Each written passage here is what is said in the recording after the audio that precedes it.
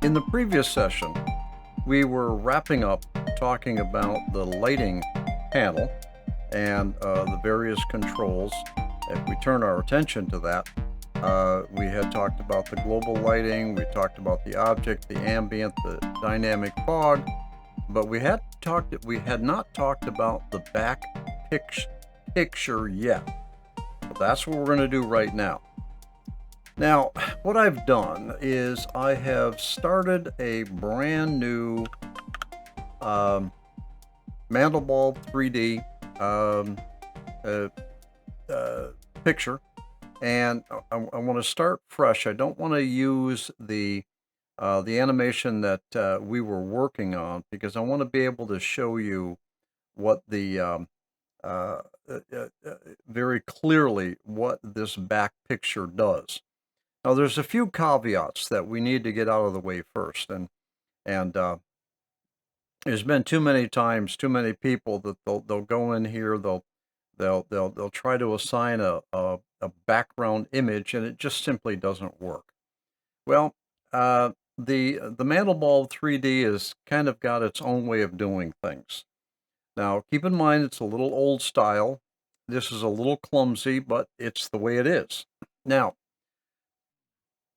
the first thing you need to understand is that the background pictures, and I've got two of them right here, all right, and I'm just showing the details right now, but all right. Now, this back pics is not a folder that is installed when you unzip the Mandelbulb 3D application. I made this. I created this this folder, and I called it whatever I wanted. I just called it back pics. I could have had back pics somewhere else on my hard drive. Doesn't really matter where you put the folder that contains the background pictures that you're going to be using. All right, it doesn't really matter, but for consistency's sake, I like to keep it underneath where the Mandelbulb executable files are installed on my hard drive. Now, that's just one tip. Now, the other thing you need to do is go to your preferences in the any directories, and we'll note here that background pictures. And what I've done is I've navigated out to the back pics, and I've chosen that. So in order for the Mandelbulb 3D software to be able to pull in a background image, it needs to have the location of that image or images in the preferences. Now, the reason for that is because it will draw upon that picture every time you recalculate. Every time you recalculate here, not only is it going to recalculate the fractal image itself, but also the background too.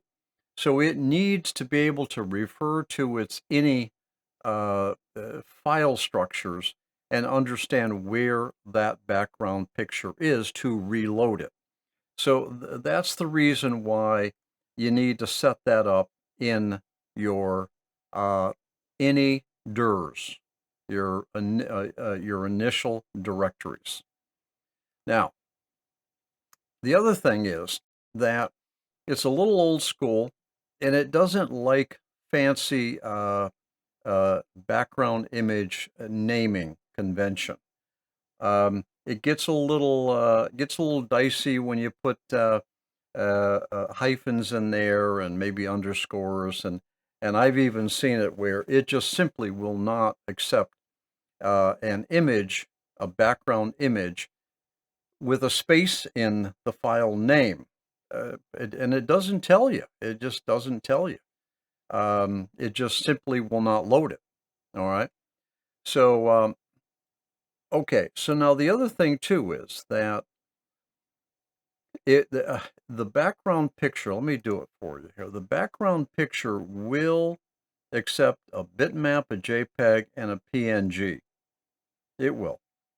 And as a matter of fact, because my any directory is set up and pointing to the back pics, which is a folder that I created, it did not come in. Did not come with the Mandelbulb file structure.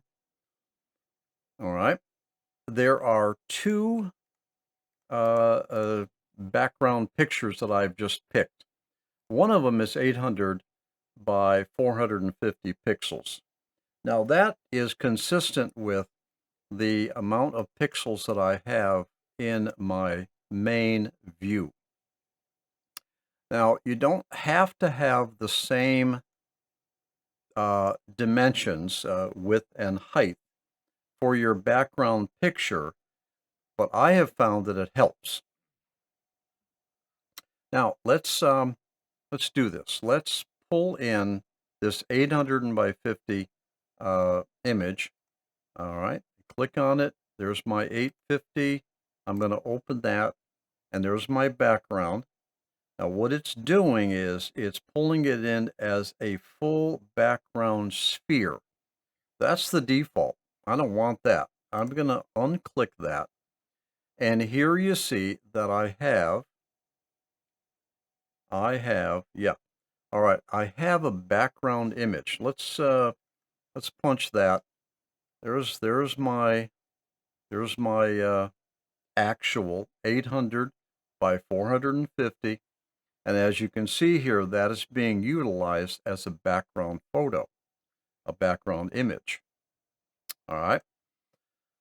All right. Now, we need to swing over to the ambient tab here to take a look at something else. Now, and we had talked about the ambient intensity as well as the depth. Now, as it turns out, this depth is related to the transparency within your Mandelbulb image.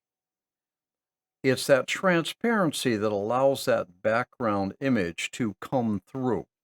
So all of without the background pick, take that out. All of this is basically transparent. This is not a sky. What this is the ambient intensity and depth that are giving this background color. I mean, you can see it. You see the dark blue here? That's more at the top.